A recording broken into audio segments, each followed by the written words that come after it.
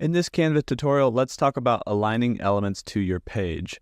So if you want to line up elements, like for instance, if I want to take this paragraph text and put it in the direct center of my page, I could drag it around and try to line it up with these different smart guides that pop up, or I can go up to position with that paragraph text selected, and then on the left-hand side, we get two tabs, arrange and layers.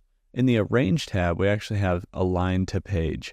And from here, I could just quickly do middle and center, and it's going to center align my text to the page.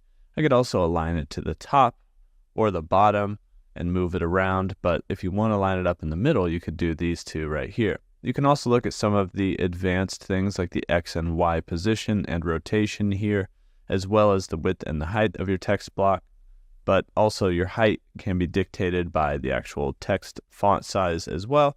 So when it comes to text, that kind of changes, what's available over here. You can also get to this by right-clicking on your element and going to Align to Page. So you could quickly go center and then Align to Page, middle, just like that. If you needed to use that, or you had the Elements tab open and you didn't want to come up here to position. Now, speaking of elements, we could delete this out.